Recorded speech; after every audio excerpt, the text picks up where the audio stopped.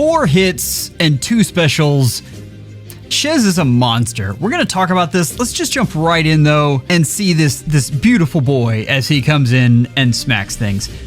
Okay. IS, if you're listening, it's not that I don't like the design of this unit. We'll talk about it. I like the design of this unit a lot. Why do we have another red infantry dagger in win season? I spread these around. You don't need to put the same archetypes in the seasons. You really can be different. All right, back to this. So, Shez, I like this unit a lot, actually. We're going to see this unit take on Ecthenir. I want you to remember how bulky Ecthenir is in just a second, but we want to talk about dual sword first. We have Slang, we have dual phase Brave. Then we're going to list a whole bunch of things that gives this unit stats or debuffs. This unit is all about killing power. So first up, we have this map-wide debuff, and this is kind of interesting. This is in 3 rows and 3 columns. This is an Omni 4 plus number of combat instances on current turn times 4. So that's how many folks have attacked, and that doesn't matter if it's on the enemy or player phase. So that's interesting. That's nice for both Summoner Duels and Aether Raids. But keep in mind that does mean that this unit gets stronger and helps units around them more the more combat that goes on. That's interesting because normally you want your nuke to be kind of the tip of the spear, and this unit is a bit of a hybrid, and sometimes that's good and sometimes that's interesting. I think mostly this is good. That is a very strong debuff, and that's nice.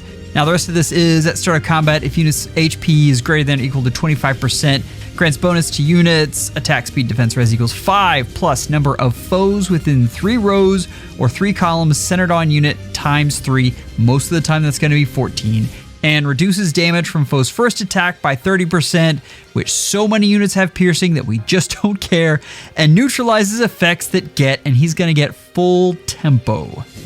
That is very, very nice for a unit that is designed to hit 4 times, because this unit has a base 48 speed, and it's quite nice. Then we have attack speed finish, a skill that has been around a while, and we have so many better options.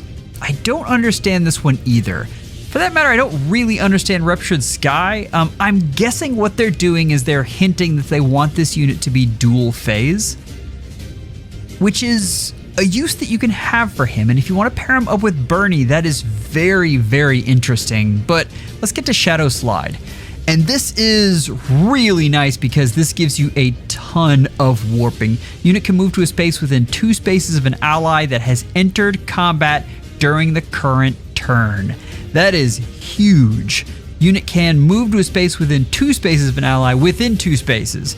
If ally has entered combat during the current turn, unit can move through foe spaces. I am reading that as pass, which is very, very good and very annoying.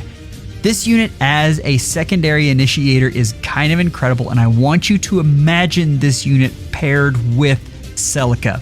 Celica flying across the map to, 6 spaces away opponents that just don't know what hit them, and this unit coming in and warping past her to get whoever is left.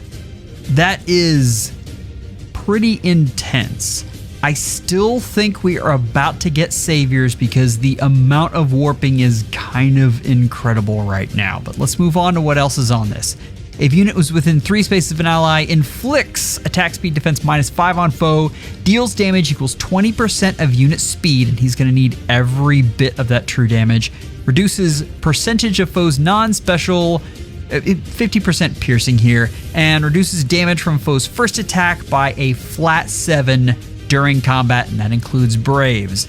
Okay, I mean, this is not a mystery of a unit. You have crazy warping, which is great, and you have true damage, and you have quad attacks, and you have Ruptured Sky, which is going to proc twice because you've got tempo, as long as you have no follow-up on this unit, which if you notice, You don't, so you're going to have to get that externally.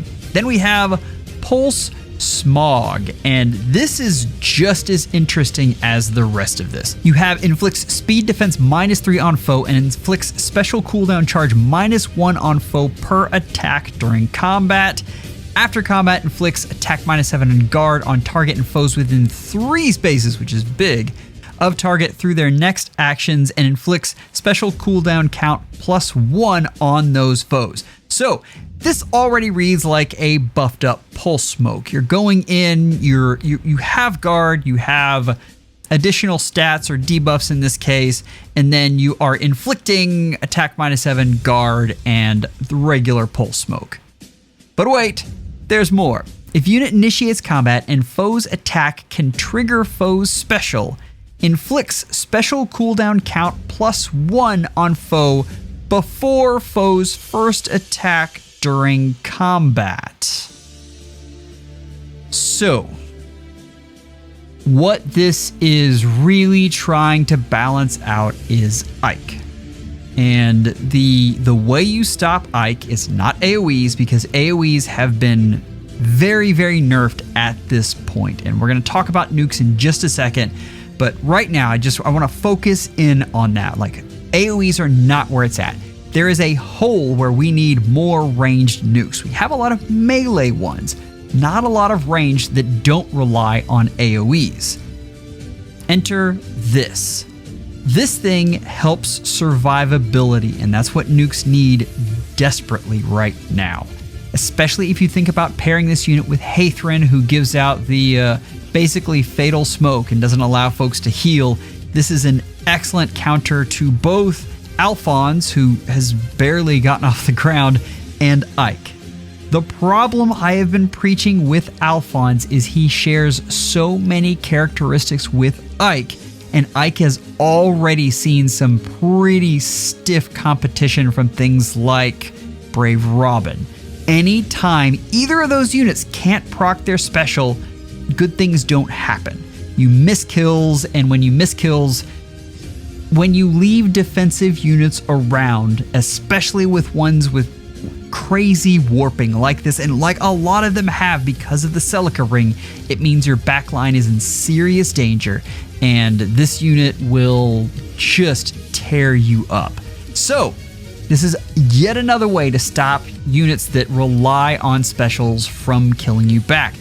Again, the thing that I don't like is this unit doesn't have no follow-up, but maybe that's a good thing. That's one more thing that this unit doesn't have, because I really feel like they threw a lot at this unit. The question is, what kind of killing power does this unit have? I don't believe in the current iteration right here that this unit is going to be able to take out Ike or Alphonse. He'll do a good chunk of damage. I'm not saying he won't. But I want you to imagine going max invest on this unit, we'll call it, and going Lethality and Marth Ring and then Flash Sparrow. And that means on the second of every Brave hit, you're proccing Lethality, dropping defense and res by 75%, getting full piercing.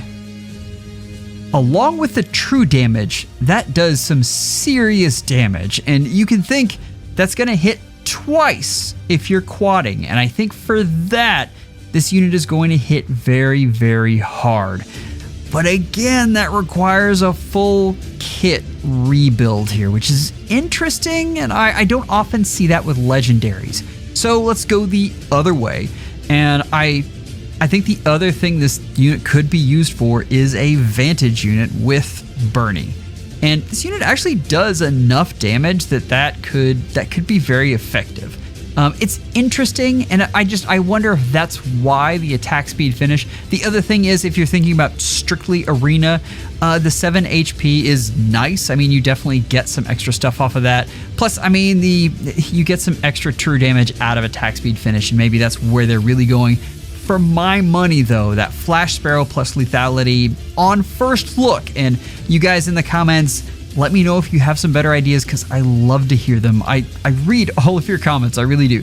I think that is probably where you're going to want to go because of what we're lacking in the meta. So If you're looking at the seal slot, you're probably going to pick Hardy Bearing for this one. That's probably where you want to go. So there's a lot of other things though. There is the no follow-up seal, but I guess what I'm saying here is this has a lot of flexibility when it comes to nuking, and I think this is a really solid unit, and I'm a big fan. All right, let's move on. I normally don't look at these next pieces, but he sniffs out the smell of battle. All right, moving on. Remember that Ecthanir is very, very bulky, and I understand these are unsupported units, and there's a lot of things there, but notice that this unit does do some serious damage, and I want you to think about 2 lethalities hitting Ecthanir as opposed to 2 Ruptured Skies, and things change quite a bit. You're seeing the warping power there, and I mean, you saw that unit just fly across the screen. Like, that was just absolutely ridiculous. Took out Zelgius, who is fairly bulky in and of himself. You can see that nothing is getting charged on Zelgius' side, and yeah, summoners, that's pretty crazy. Like, that is some nutty levels of warping right there. So let's look briefly at the stats.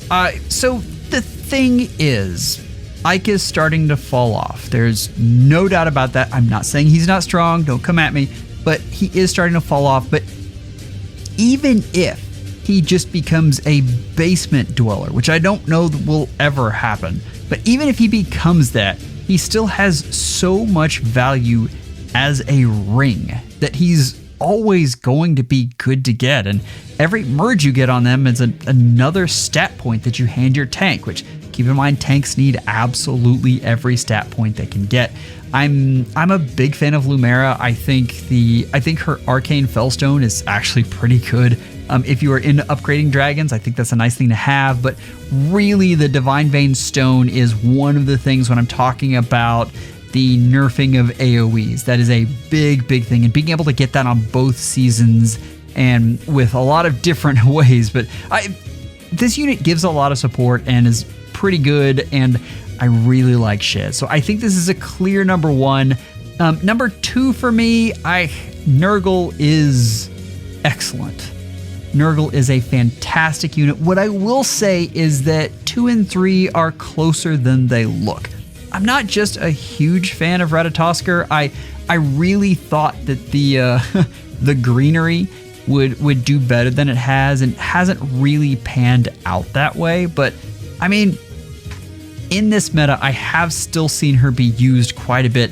Freyr is still a great unit though. Even with Hathran there, and Freyr is definitely falling, but is still good. And Nerthuz is better than you think. The press on her has been a little bit bad, but the reason I have green number 2 is I still think Alir and Legendary Robin are both good units. The support that Alir gives to any sort of bonus unit that you have to use, full piercing to an older unit is amazing, and I think Alir is better than most people give her credit for, but I do think she's been left behind in the Omni Tank battles. 4 is, God, I've seen some big Arlen fans. I've seen some neat Arlen builds. I'm not just a huge fan, and these other units are okay. They're just that. 4 is my least favorite here, and I think if you're summoning on this one, you're probably summoning for red, which is unfortunate because green has such better rates. Let's get to the tier list, and this is interesting, and I actually think Shez and Alencia are closer than this makes them look. I'm a big fan of Alencia. I think her support, especially in Arena, will always be good, but I mean in other places too. Being able to allow anyone to warp is very powerful, and she also is a quad queen, and no quarter exists, and she does a lot of damage. Less than she used to because we did just get a bump in the power level of tanks. So that's why she's not just jumping over Shez. But keep in mind, I think Shez right now fills a very specific role that we're missing. And I don't think we have really solid ranged nukes, and I think this is one of them. The additional warping and support just makes him that much better. I don't think they are tiers apart, but I do like Shez better. Depending on your barracks, though, you could go Alencia. The others, Lagoo's Friend 4 has been so good to Corrin. I sat down and did some sims, and she was actually comparable, and I know this is blasphemy, she was actually comparable to Ike, just in the sims. Ike has some other things that are just incredible, but no counter disrupt and being able to heal like he does is fantastic, and Corrin doesn't have that. But just 1v1 matches, she is very, very similar. Yuri, I know Yuri doesn't hit very hard right now because, again, we just got a bump in the level of tanks, but foul play is amazing. It is, as a support unit, Yuri is very good. Foul play is good in every single mode. I have seen some absolutely wonky things in Aether Raid's offense, and I think in most modes you can really do a lot of fun things with that unit. I'm a big fan of Sigurd's Refine. I don't think he's soaring any higher than tier 2, though. I do think his survivability is quite good. I may be the only Eliwood fan left. The thing is, he provides his support at range, and that is something that is special, where you don't have to use an action. I know there are other things and there are other ways to get stats right now, but I think there will always be a place for Eliwood. Veronica. I'm mixed with Veronica. I've done a lot of sims lately, and again, we just had a bump in the level of tanks. Some of that has to do with the Ike ring itself, but we definitely have a bump in the power, and I'm having trouble killing things with her. This might be the last time she's in tier 2 and she might have to drop down lower, but I have talked to a lot of folks because I really kind of tortured myself on that one. And most folks say she's still usable. She's just not a premier nuke, and I feel like that's about the tier 2 range. Tier 3, they have unique things, but they just have one unique thing. So, I mean, you know how it goes. And tier 4 are basically old nukes, be it melee or otherwise, that have aged out. That's not to say you can't upgrade them, though, and there are a lot of neat things that they've given all of these units, but they are definitely... They take a lot of investment to get to work, so they take more work than the others. Okay, with ranged nukes, I struggle a little bit with putting Celica this high. She does hit very hard. Don't get me wrong, like she absolutely does that, but is she a better nuke than anyone else? And this is supposed to be a pure nuking power thing. But when you combine very good nuking with that level of warping and pass, I have a hard time putting her anywhere else. I do think Celica and Shez are just a match made in heaven. Like, I think we're going to see some wicked defenses with both of them combined, and we're going to we're going to be punished for the amount of warping that IS has allowed us to have. I know green fans are going to just absolutely shoot me here. I understand. The problem is, again, AoE nukes aren't what they used to be. I mean, we even have fortification, and I know with fortification you have to actually attack to get the Divine Vein Stone to pop up. I know that even if AoEs don't exist, she still does a lot of true damage. But I'm telling you, she has fallen off, and I would rather have the other tier 0 nukes than her. The one thing that is in her camp is her support. Allowing infantry units to move 3 spaces is pretty incredible. So I do like that a lot. She's definitely all the way up at the top of tier 1, but Ursula is in a similar position. AoEs, again, aren't what they used to be, but Ursula's still very good. Like, tier 1 nukes in this situation are excellent. Tier 2... Tier 2 is interesting, and I think all of these are there for a reason. They can all perform very well, but they need some help in order to do things, whereas Tier 0 and Tier 1 are definitely... Remember, a lot of this is measured on Ike, because Ike is the tank right now. And Tier 2 units can definitely help take out Ike, but tier 0 and tier 1 units have the opportunity to actually take him out, even though tier 0 does a better job of that than tier 1. Tier 3 nukes, and I've had a huge amount of comments about Nurgle and Micaiah for that reason. They both kind of fall in the same boat. I still think they need help in order to be able to do a lot of damage to a lot of the newer tanks, but I still think they function incredibly well, and under the right circumstances, they just absolutely trash things. I have been trashed by many a Nurgle at this point. A lot of that has to do with their support more than their nuking. So again, you get a little, you get a little mixed up there. Up tier 4 are functioning nukes that do well, but you're not really going out of your way to put these on your Aether Raids defense or even your Summoner Duels team. If you are in the middle of this Holoforms and wondering what to put on your units, I've spent way too many hours doing sims on Deirdre and Seliph and Sigurd. Go check that out. I think that'd help you out a lot. And members, thank you so much for all you do. You guys are absolutely amazing. Take care and schedule an appointment with your FEHologist real soon.